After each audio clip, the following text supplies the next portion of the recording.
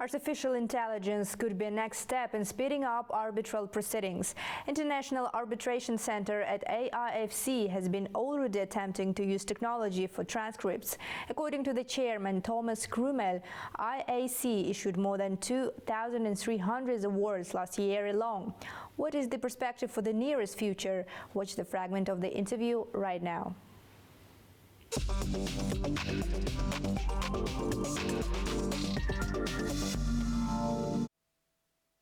Mr. Krumel, thank you for having us. It's a privilege to talk to you. Thank you very much. It's good to be here. You've been a chairman of IAC for a year now. What results can you share with us so far? Well, I could give you a lot of results, and probably your viewers would be really bored. But any numbers? How many cases have you considered? I'll try to concentrate on the main ones. To give you just a pure bit of statistics, in the 6.5 years that the International Arbitration Center is now in existence, we've had 2,346 awards. Last year it was 1,600. It's a lot, yes, absolutely. Well, 2,600 is that was the whole range of decisions of the IAC court and the IAC. But alone in the IAC, it's 2,346 awards issued.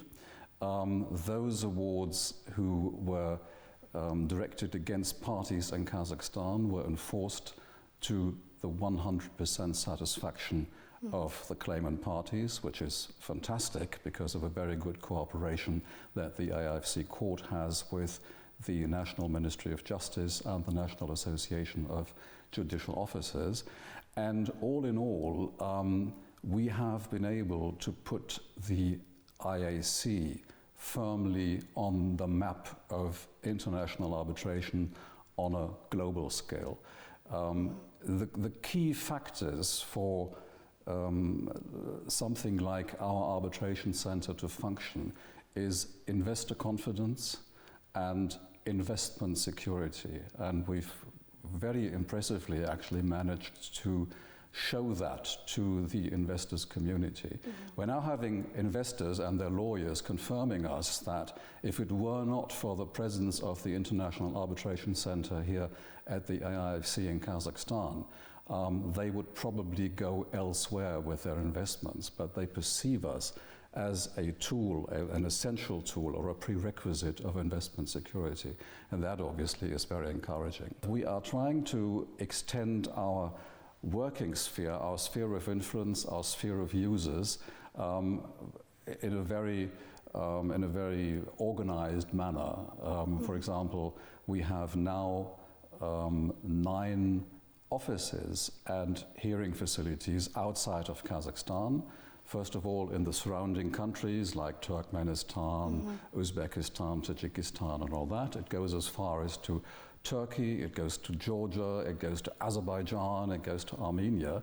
And those are just presences of the International Arbitration Center where people from that country, claimants or defendants from that country, can conduct hearings and operate their proceedings, which is a great asset for them. So that's one way of making them known.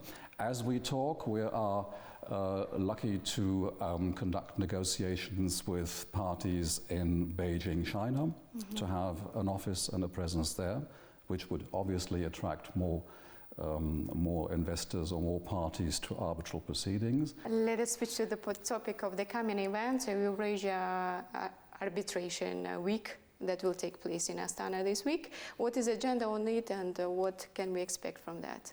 The idea really is to have just not a normal convention on one specific topic, but to group together and to bring together people from all walks of arbitration and to get them into an exchange. And add to that, of course, the presence of our students from the Viz Primut, and that gives a very interesting mix. One thing that I expect to be addressed, although it's not on our program, is the role of artificial intelligence. That's a hot topic at the moment. I told you the president wanted to know about also, it. Yes. We are experimenting with it. We are attempting to use artificial intelligence at the International Arbitration Center for transcripts. We're currently having attempts in place to teach a machine a certain vocabulary that we use so that transcripts and translations may be made in real time. And that is a project that would really speed up arbitral proceedings. Are you working with Central Asian states on maybe exchanging experience in this regard in AI experiments? Well, we're constantly in contact, above all, with universities, both in Kazakhstan, all the great universities, and around. We're working with more than 40 universities worldwide, where, of course, in the law faculties, this topic is researched and looked at. So, yes, we're in constant exchange with parties in Central Asian states, but beyond that. And the exchange is not limited to any specific topic. So, yes, artificial intelligence will be one of those that we cover with them. What do you assess in the development of international arbitration policy in the world, taking into account today's changes? It's a very good question. I actually love that question because it gives me an opportunity to say we are able to do it. But first things first, the world's become very complicated and very vulnerable at the moment.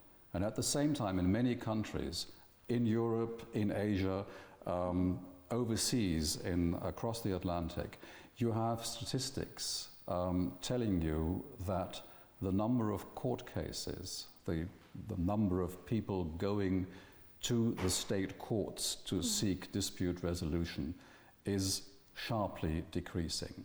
Now, why is that?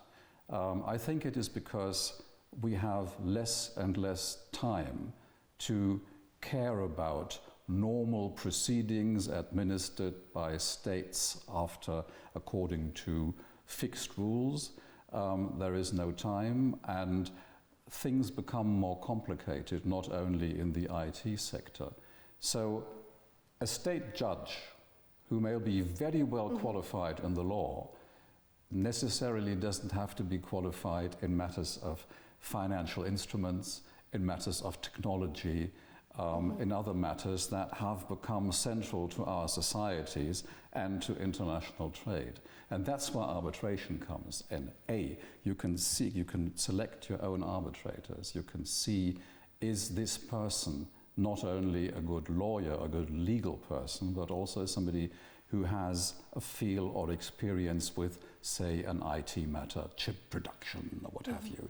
So the probability of obtaining a faster and better reasoned, better investigated result in arbitration is much larger than in the state courts. And that is, I think, one thing that will greatly increase the demand for arbitration. We can see it in our own center, but it's a tendency worldwide. One of the most important features and advantages of using arbitration is that after you have an arbitral award, which has come together, which has been created with the cooperation of the parties and by initiative of the parties, in most cases you can actually continue doing business afterwards. And that's something really, really important. And I think that's where the future of modern arbitration lies generally.